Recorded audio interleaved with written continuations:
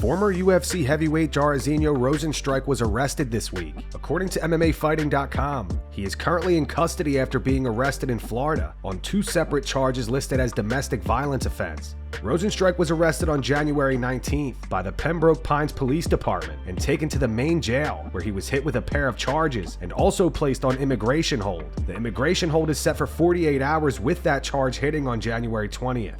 Based on records, Rozenstruik was hit with a third-degree felony for false imprisonment, with his bond set at $2,500. A second misdemeanor charge was also levied against Rozenstruik for touch or strike/battery/domestic violence with a $1,000 bond. According to rumors, the situation stems from an alleged incident involving Rozenstruik and one of his neighbors. MMAfighting.com requested a copy of the police report, however, no further details are available at this time. It looks like Jorge Masvidal will probably not be fighting Conor McGregor at the White House. Dana White sat down for an interview with TMZ Sports last night and claims he didn't even know they were rumored to fight. Dana said, "No, I didn't hear that. No. In my algorithm on Instagram, I have nothing MMA. Literally nothing MMA pops up. I don't listen to any of the goofy shit.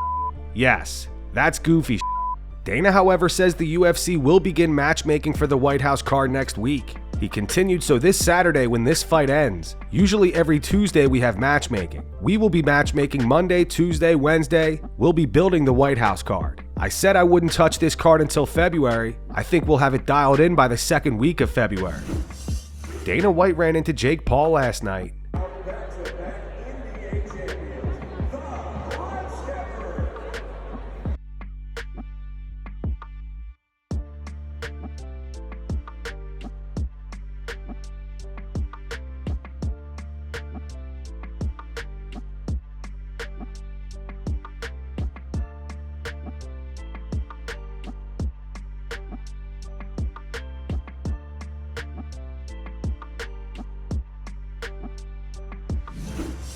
PFL founder and chairman Donn Davis has announced that he's stepping down. He released a statement on X. It reads, "From the moment I founded Professional Fighters League 8 years ago, it has been my life. My vision was to create an innovative and premium MMA company as the valuable alternative for those that want it or need it. We started with nothing except universal skepticism. Against all odds, we succeeded. Now PFL is the clear number 2 MMA company worldwide and the only other premium product. Today I am stepping down as the chairman of PFL. I care deeply about each employee, value highly every investor, respect greatly our fighters, and appreciate sincerely all our fans who supported this company. I gave you everything I got. PFL global footprint, valuable assets, and market position has never been before achieved in MMA outside of the UFC. I'm confident this foundation should lead to great future success. PFL changed the great sport of MMA for the better. Meaningful innovations, unique global expansion, fighter empowerment, and the company is just getting started. I've loved fighting to build PFL. What do you fight for?" Sean O'Malley was shocked to see Justin Gaethje considered a significant underdog against Paddy Pimblett on certain betting sites. Justin Gaethje versus Paddy Pimblett. God damn it, Justin! I heard Justin is a 3-1 underdog versus Paddy, which I don't know. That seems crazy. I would have thought they were, a little bit closer. It just kind of feels like it's Paddy's time. He's just a scouser. He's scousers don't get knocked out, you mushroom. Oh, I mean, Gaethje's fought everybody and their cousin. He's 26-5. I remember Justin Gaethje before he was in the UFC. He was beating the people. Last fight, Rafael Fiziev.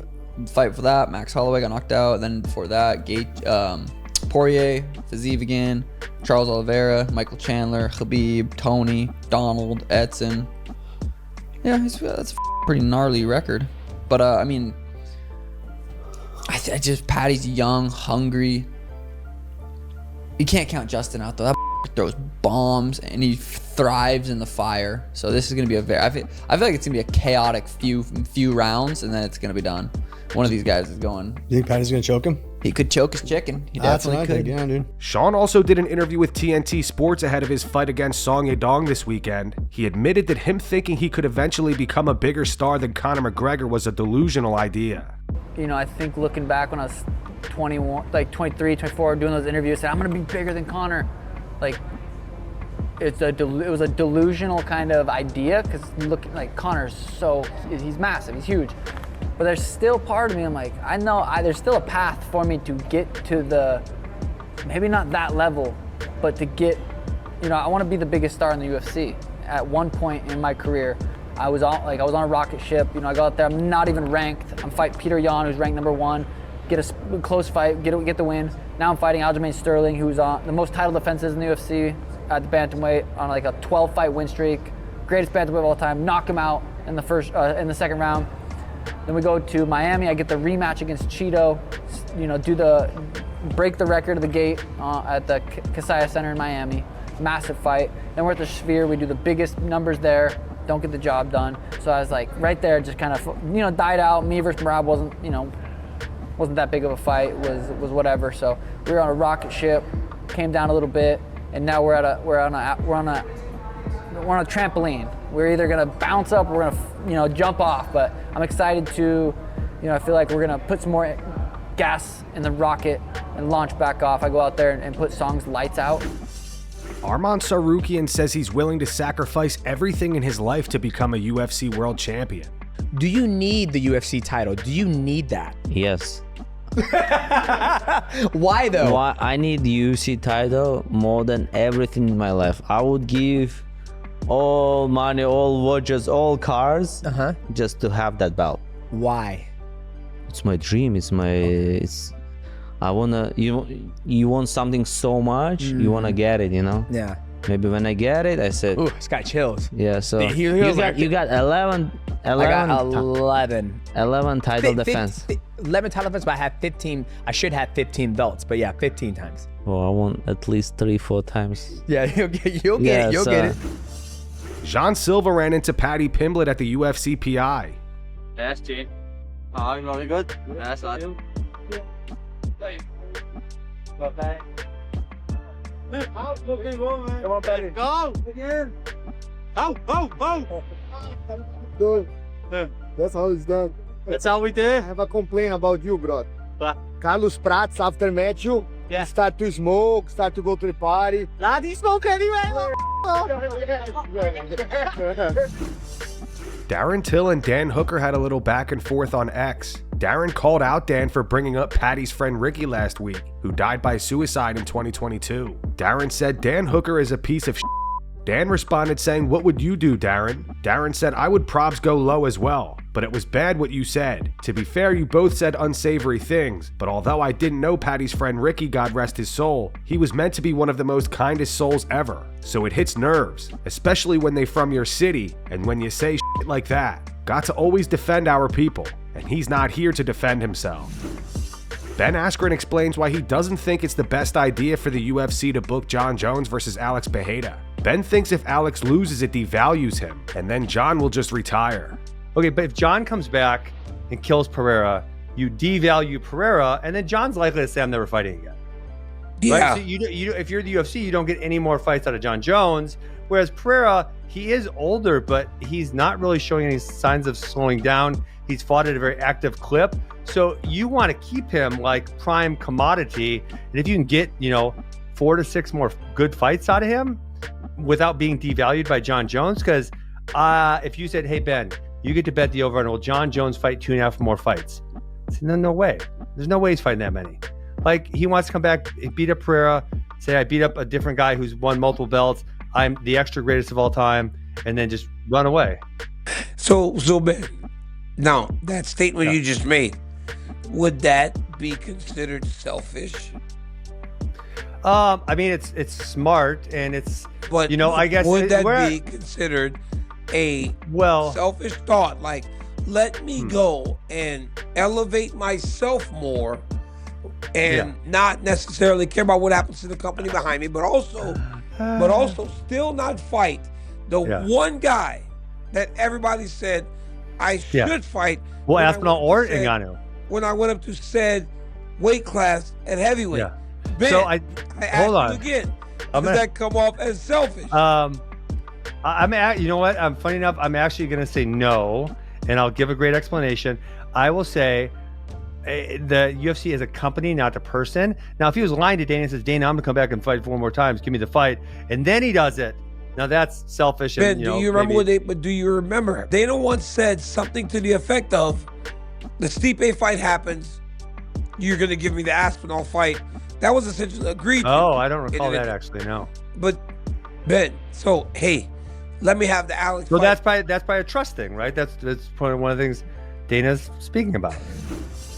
Rose Namajunas is set to face Natalia Silva this weekend at UFC 324. In an interview with Ariel Helwani, Rose explained what motivates her to keep fighting. And so is it the 2-division thing? Is it to just, make the most amount of money before your time is up? What is the motivation? What keeps you going at this point? Yeah, I think the financial thing, as much as, I'm not at a stage where I could just not do anything for the rest of my life. You know what I mean? So the financial thing is still a factor, but it's not it's not the main motivating factor. If anything, I'm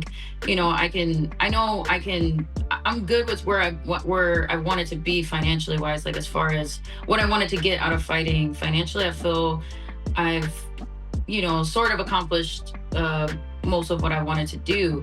But in terms of, it's basically the 2-division thing, to just have that as an accomplishment.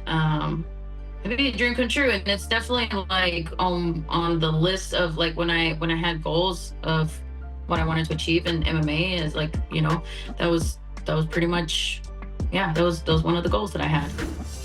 Justin Gaethje says he wants to beat Paddy Pimblett at UFC 324 this weekend, then beat Ilia Topuria, and then avenge his knockout loss to Max Holloway. Yeah, no, Paddy Pimblett, this guy's got a ton of momentum, a ton of confidence, and those are two variables that are tough to beat. I'm gonna have to really steal that momentum early, and at the highest level, it's who makes mistakes first, and I'm gonna need to teach him that. Yeah, I love that I'm an underdog. I think I'm 8-2 or 8-3 as an underdog in the UFC. 2017, I fought the top 5 in the world every year, consistently, and I'm still here. If I wasn't as good as I am, then I wouldn't be here, and I still am here because I am one of the best in the world. Such a crazy sport, but Paddy Pimblett is a very popular guy right now, and it's gonna do great things. I'm gonna do the same thing I did for the Khabib and Tony thing. I'm gonna this up. Paddy wants to fight Ilia, Ilia wants to fight Paddy. Yeah. That's what they want, but I'm here to it up again. I'm going to tell myself every single day that he's coming to hurt me. And that's a mistake I've made in the past where, I thought maybe I didn't think I was in as much danger as I was. And that is a fatal mistake in this sport. And so I understand how dangerous this kid is. I understand how much he wants this and how hard it's going to be to take it from him. I know the belt can play into this, but over under 2.5 more fights in Justin Gaethje's career. Give us the over. I have to say over. Yeah, because once I get this belt, I'm not going to stop. I'm going to beat Ilia. I'm going to beat Paddy. I'm going to beat Ilia. And then I got to get Max back. Have to.